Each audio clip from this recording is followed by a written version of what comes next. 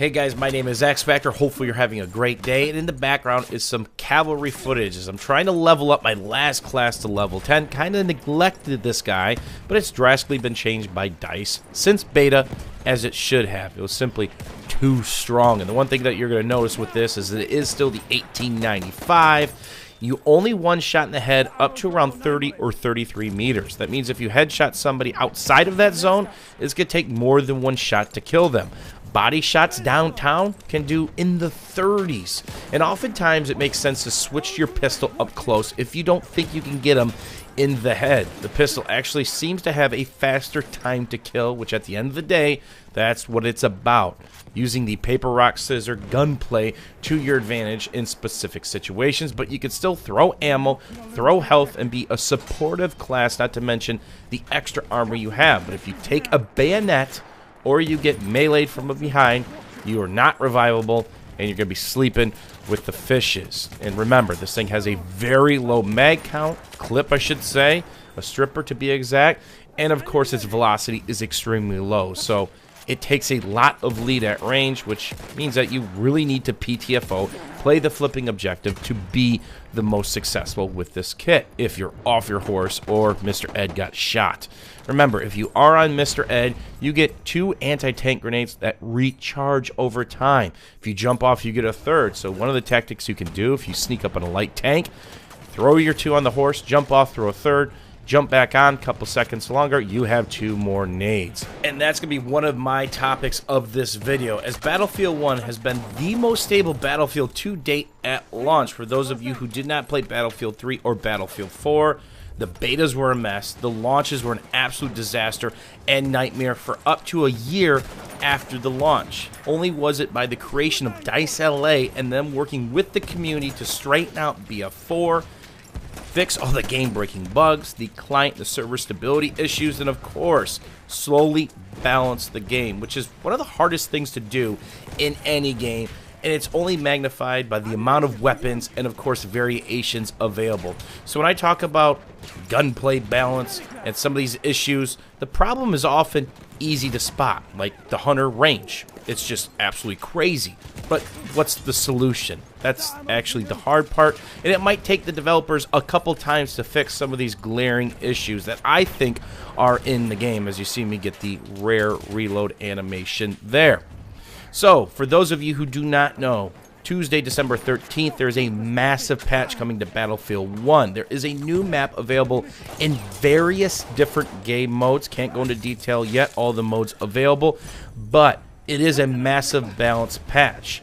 They are touching quite a few weapons and, of course, quite a few vehicles. And some of the things that you're used to doing in the game right now might actually change, but I can't go into further detail until on the 12th, when I can break down the entire patch and offer you guys exclusive gameplay of the new Battlefield 1 map available free to everybody, starting on December 20th. Now, for those of you who pre-order the game or own premium, you can start playing the new map the day of the gameplay patch. That's December 13th. So free for everybody on the 20th, free for those who pre-ordered or, of course, own premium on the 13th.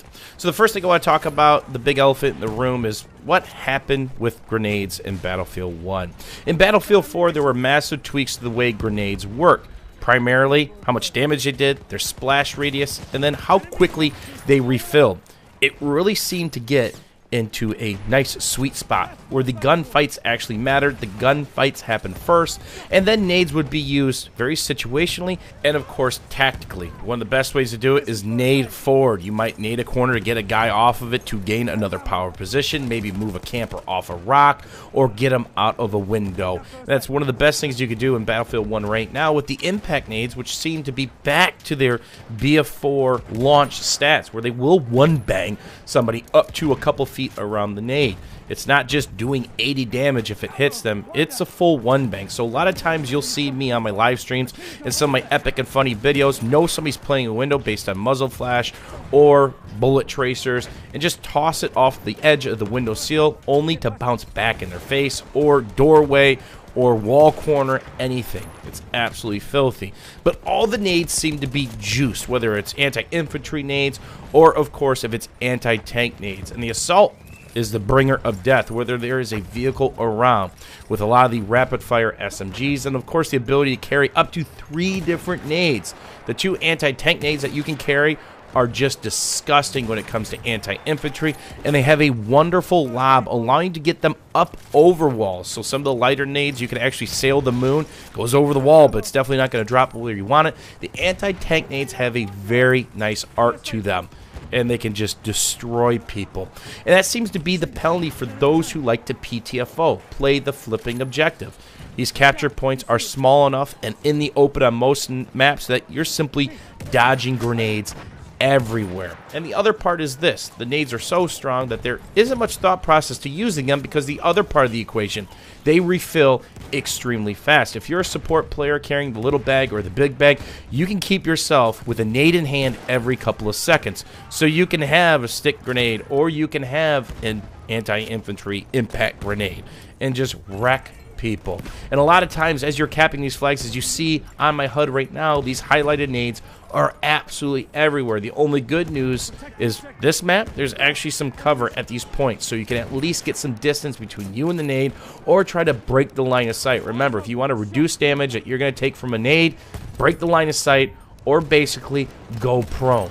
That's extremely effective, but the problem is, a lot of these maps, you're taking damage from multiple angles. The nades are absolutely everywhere, and that doesn't even bring up gas, which is its own separate problem. Now, it's compounded by infantry-centric maps like Argonne or Amiens, the very congested points. But there's a lot of times where you just don't take your mask off. It works to be assault for the most part, or something that has very strong hip fire, or a shotgun, because you're not going to be able to take your mask off. You take so much damage so fast, it's just not worth the risk. And gas grenades, they refill extremely fast. So my point of all this is, I miss the days in Battlefield when it was about the gun skills and the gunplay first, using your nades very wisely, because you might not get another one for quite a while. So the question is, what do you think about grenade spam right now? What do you think about the ways in which they refill? What do you think about the overall power of the grenades? Is it just too much? The next part of the question is something that's been very controversial in the Battlefield franchise for as long as I can remember.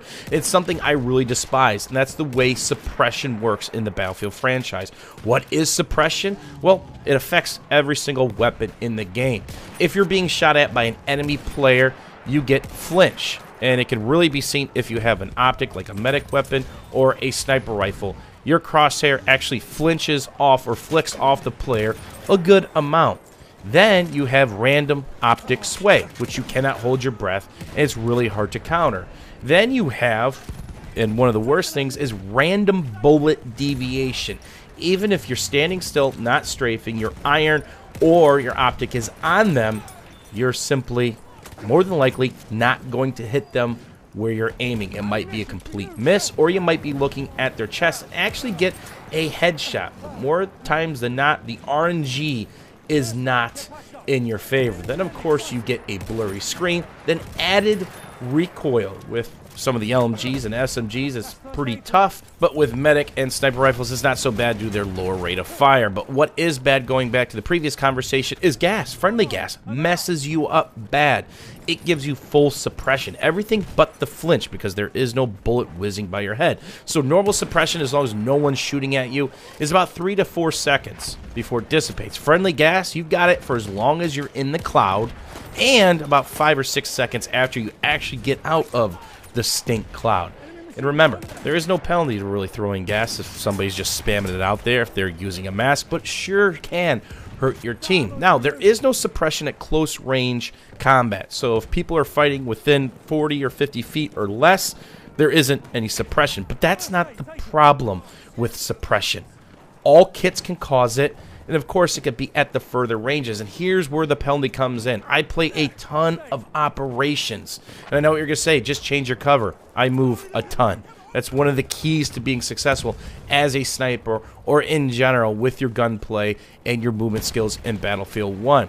In operations, people can simply sit in their uncapped, maybe not even seen, head glitching, and keep you suppressed. It's the base snipers Because you're playing the objective, you're getting pounded from multiple angles, whether it's the grenade spam or the suppressive shots, and there's nothing you can do.